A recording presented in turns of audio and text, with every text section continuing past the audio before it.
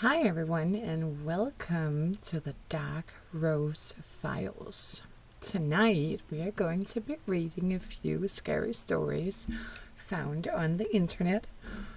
I'm very excited about it because a lot of them are very good. So let's get into it.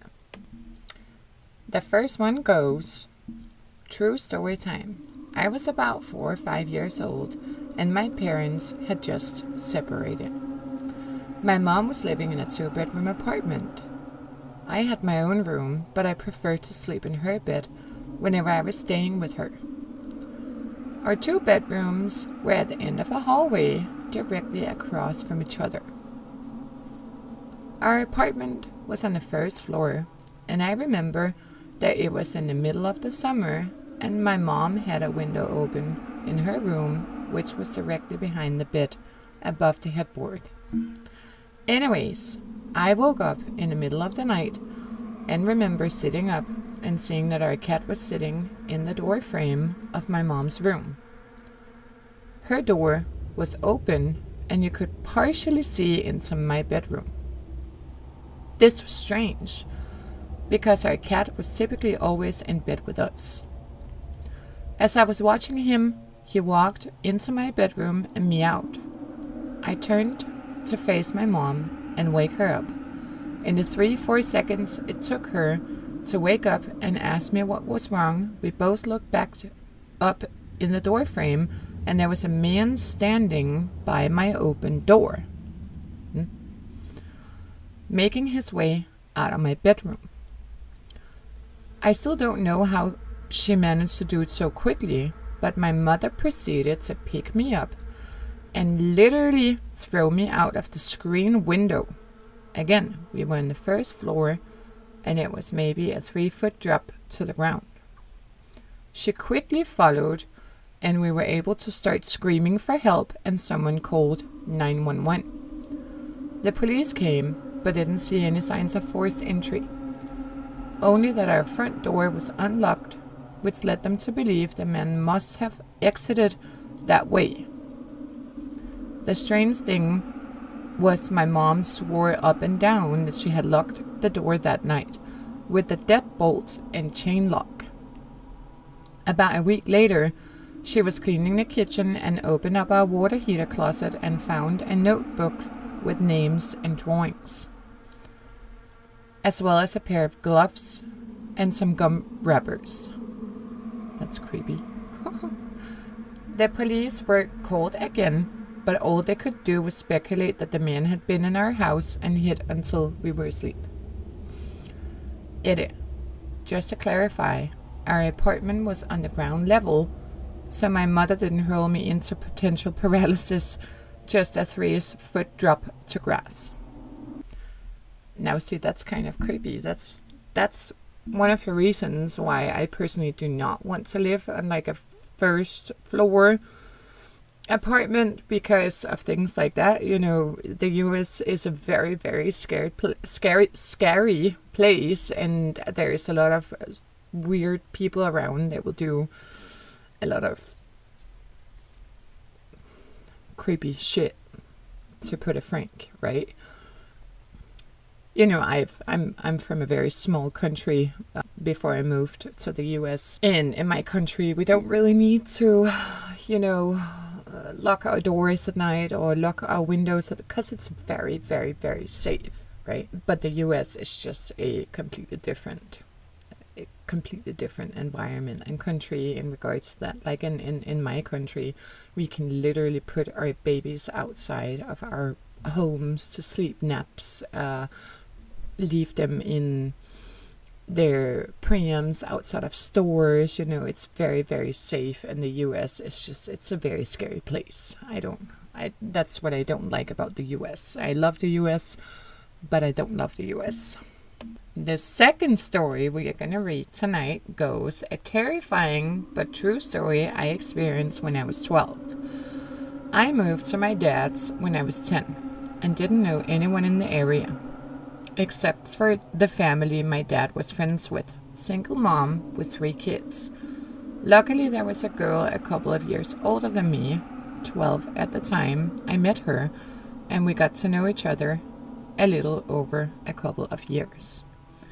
We weren't close, but ended up having the same friends. One night, my friend Rob was hanging out with her and her younger brother. They happened to be in the house alone because my friend's mom was at work, which is where this gets terrifying and sad. Her mother has been helping this one lady through her work and got to know her fairly well. She found out her sister was in a mental institution and was let out recently. The night Rob is hanging out with my friend, they get a knock on the door. My friend thought it was just their mom because she knocks a certain way when coming in, and answered it without thinking. Rob wasn't supposed to be there, and he took off through the window to his house down the road. He never thought twice about it. Wasn't her mom. It was the sister of the lady her mom was helping, and she figured out through talking to her sister where her family lived and her mom's working schedule. She came in, and this is where I don't know details, and I'm glad I don't. My friend's younger brother got away to the neighbor's house to call the police. The lady brutally murdered my friend a week from Christmas, decapitated her. That's creepy. And left her naked in a bathtub. Hit her head. They had to look through the presents, and I don't know where they found it, but they did. I wasn't allowed to go to her funeral. Now that's another creepy one. I can't even imagine that. I would think it is a very, very surreal experience to, go through something like that. It's, yeah. Ugh. Third story. I was sitting in my room after getting out of work on the second floor. My little brother is downstairs watching TV. The dog is in the hallway outside my door sleeping. All of a sudden, the dog starts making all kinds of ragged, jumping sound, barking, clacking nails, howling. I go to get up to see what's up, and I hear, "Aw, that's a good girl," in a male's voice. It didn't sound like little brother, so I go, "Oh, you're home early," thinking it's my dad's friend or roomie as I open the door. As soon as I'm out, there's no one at all but the dog wagging her tail, staring at the empty end of the hallway. Little brother comes downstairs to yell at me for getting his dog riled up. Said he heard the same voice, thinking it was me or my roommate. We did a once over of the house with my butterfly knife and his BB gun, and there was nobody. Still gives me the spooks to this day. Now that's creepy too. I'm pretty sure that must have been something paranormal, or something, maybe a mimic. I've heard a lot about mimics, and I actually think that I have experienced a mimic myself at some point, which was I believe I was like 14 years old, and I had a really, really, really bad pneumonia, and I was sitting in my kitchen because I was very, very sick. I could not move, and I see my mother standing, like, I was half asleep, okay, because I was, like I said, very, very sick, and I see my mother kind of out of the side of my eye, standing next to me in like a yellow raincoat thing. And I heard her, and it turns out that she wasn't there. She was actually down in the store. So that was kind of creepy for me to see that. I was very sick, so it could also just have been like fever, whatever, that had my mind going crazy. I don't know, but it was spooky. It was spooky. Next story goes, I posted this last night in a similar Ask Reddit thread. A few years ago, I was home alone at nighttime. I was watching TV in the living room when I heard the doorbell ring. Whenever I hear the doorbell ring, especially when I'm home alone, I'm cautious to answer it. I walk up to the peephole without turning on the porch light. so they don't know if anyone is actually home or not, which is actually really smart. That's something that I do too. And look through. It's really, really dark outside, but I can see a small figure, more like a black blob. I don't know its definite shape, and had to be around 3 to 4 feet tall, doing like a dancing motion, dipping down and oscillating its arms outward. Think of a person moving their arms like wings gracefully. It was dark outside, but this figure was more opaque, so I could see this going on. A few seconds after, I stopped looking through the peephole because it was too freaky to look at. I regained some courage and looked back through, and whatever it was gone. To this day, I still don't know what that was, and I get freaked out by thinking about it. That's pretty valid. I would get to. I actually had a dream sometime when I was, I think, probably like 7 or 8 years old, and that was a dream about a little figure. And I've actually heard throughout the years that there's these little figures that people sometimes see, and it is something supernatural, maybe a little bit similar to the Hat Man or something like that. But it was, in my dream, it was a nightmare, right? And I dreamt that this thing was walking through our entire area where our apartment complex was at the time. And it was maybe, like in this story, 3 to 4 feet tall. It was a black figure. There was no facial features, nothing like that to describe it, other than it was really, really, really freaky. So I have dreamt about it. I haven't seen them in real life, but I've dreamt about them, and I think that that's kind of the same situation as in, this story. The next one goes. My ex-wife had several weird experiences. I'll just relate this one. I'm at work one day when she calls me out of the blue. We were still married at the time. She usually did not call me during the day because she worked the night shift. She tells me to call my friend Danny and make sure he and his family are okay. When I ask why, she tells me that she had a dream but can't remember it, but that I should call Danny and make sure he's okay. So I call Danny and check in with him. I tell him about my wife's dream.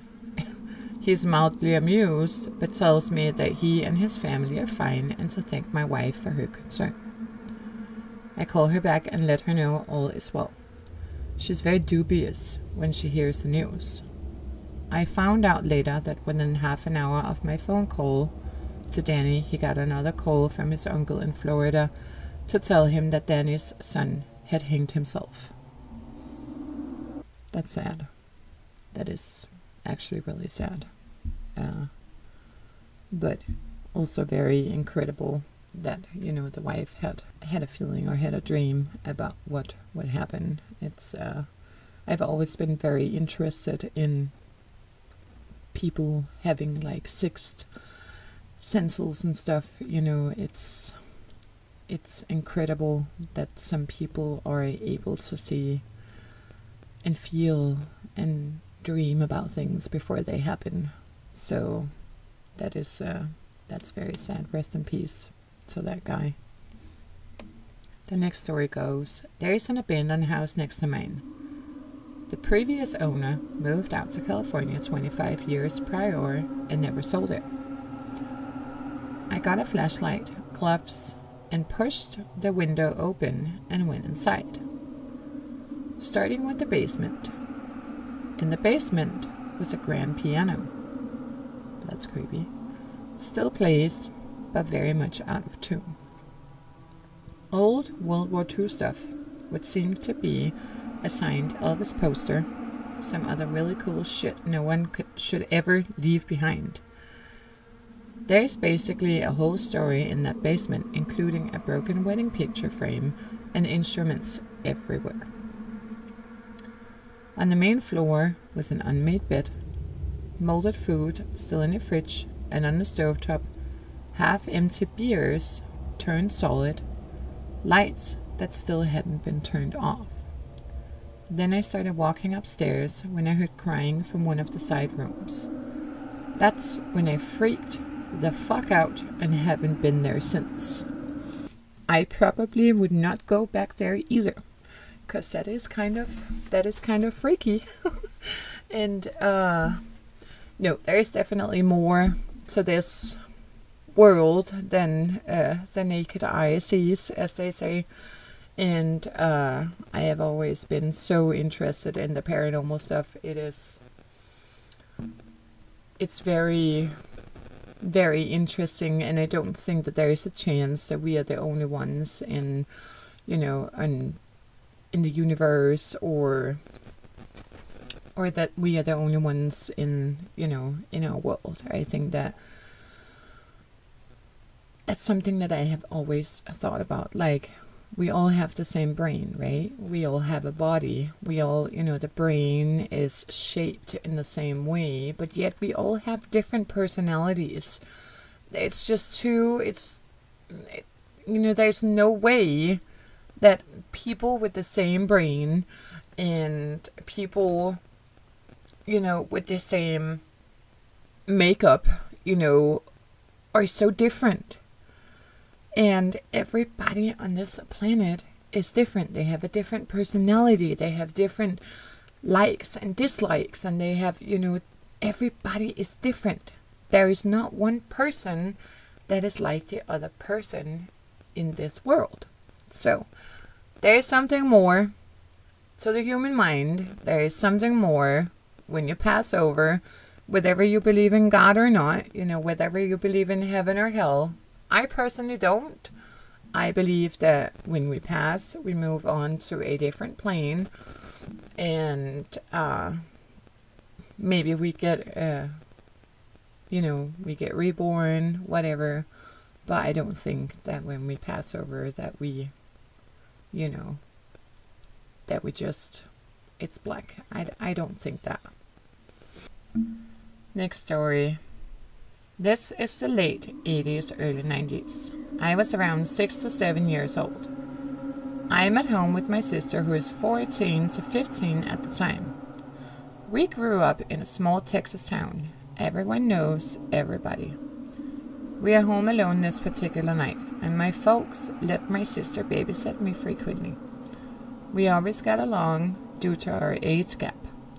Anyways, it is about 8 p.m. in the winter. Deserts get pretty damn cold. So it's dark, and we are in the common room, since that is where the TV was, watching 60 Minutes or 48 Hours or hard copy or some shit. Those 1-hour news pieces on CBS that chronicle large crimes in depth, trafficking, murders, kidnappers, and the like. Basically, a gritty Lifetime special. This one was a typical story. Guy next door that was quiet went on a rampage in his next door neighbor's house, mutilating them and kidnapping their younger daughter. Well, the thing is about our house common room is the door leading to the backyard was a large glass door on a wall of floor-to-ceiling windows. Nothing but blackness beyond it unless you have the backlight on, which we did not. The front door is on the other side of the room with a small entryway. This is a solid door, so you cannot see what's beyond it, with a glass storm door on the outside of it.